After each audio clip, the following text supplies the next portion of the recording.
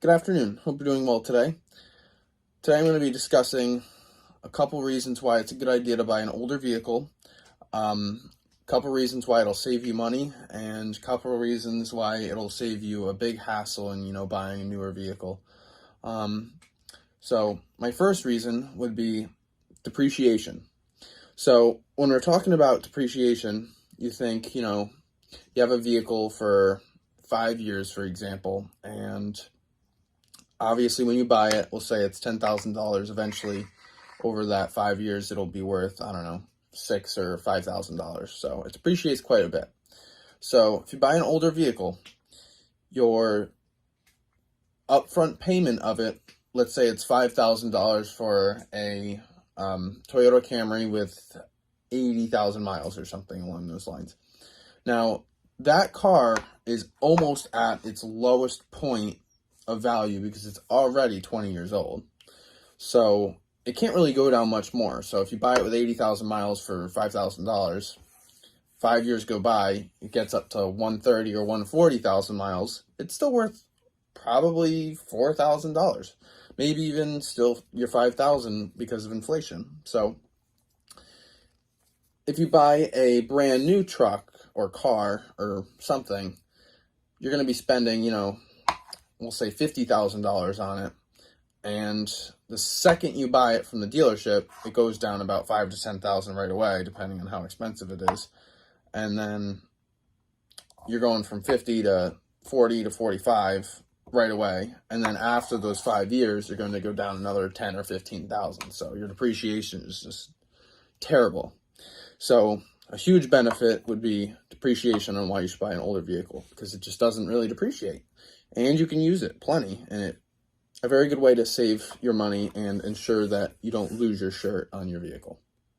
In the state that I live in, my car has to be 20 years or older, and the DMV will go by the selling price on the bill of sale. Now, what that means is every vehicle newer than 20 years, when you go to register your car, they're going to go on Kelley Blue Book, and they'll say, what is the value of this car? And then they'll sales tax it by that. So if you buy a car that's 2002 for $2,000 and the Kelley Blue Book says $7,000, so when you write the $2,000 on the bill of sale, that's what they're going to go by. Whereas opposed to a 2004, they would not go by what you wrote. They don't care. So long story short, the DMV will go by your bill of sale when they tax you for your sales tax when you go to register your vehicle. I would also recommend, if you do buy a vehicle that is 20 years old and older, that you register it as a classic or an antique. So depending on the state, it might be 20, it might be 25 years. Where I live specifically, it's 20 years. But if you register it as a classic or antique, then your insurance will be a lot cheaper as well. Another thing that you will save a lot of money with is parts. So if you have an older vehicle, 20 years old or whatever, parts are going to be very cheap. They're going to be very easy to come by. You could even go to junkyards, you'll be able to find them. You can get them online, etc. They're all over the place. They're not expensive. Well, some are, but most are, readily accessible. I recently had a Ram truck that I was swapping the bed out, and I couldn't find parts for a 2022 truck. You would think they would be readily available, but they're just not, because they're just so new, they shouldn't be having problems yet. So the parts kind of are scarce. So parts are everywhere for these older cars. Another big thing is these cars are easily replaceable. So you spend $5,000 on a Camry, you could easily go out and buy another Camry for $5,000. They're all over the place. They're not rare, Toyota Camry, Corolla, Civic, Accord, they're just all over the place. Now, one thing I forgot to mention is, I'm not positive about other states, but in Connecticut, where I live, we have to pay yearly taxes on our vehicle. So this is another way you could save money if you live in one of these states.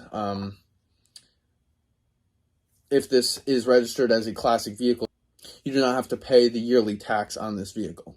So that's definitely a big plus for people, you know, looking to save money everywhere they can, because you're saving money on registration, taxes, parts, insurance, just every corner of it. You're saving money if you're buying an older vehicle. Now, I want to say that it's very nice to have a nice new vehicle, and everybody wants to. They want the nice, you know, heated seats, cruise control, you know, Bluetooth, CarPlay. They want all of it. But at the end of the day, most of these things are very easily fixable in these older cars. So you can buy a new radio and set it in your older vehicle, and you have half of your problem solved right there. So you'll have, you know, your Bluetooth, your CarPlay. You could even run the speaker so you could talk on the phone. So that's one thing. And then get your air conditioning fixed if it's, you know, not working in the first place. But the moral of the story is all these nice new features can actually be put into these older cars. So if you really want to spend the time and make it a nice car, even though it's old, you could put nice seats in it that are heated. You can really change up old cars and make them like new. But I definitely wouldn't buy, you know, an old junker and start putting good seats and good radios and good qualities into it.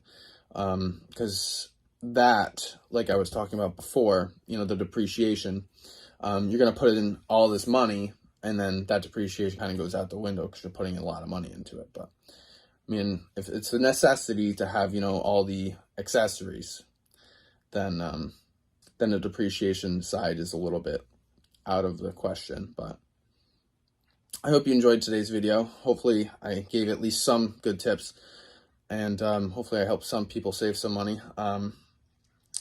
But yeah, older vehicles, 20 years and older.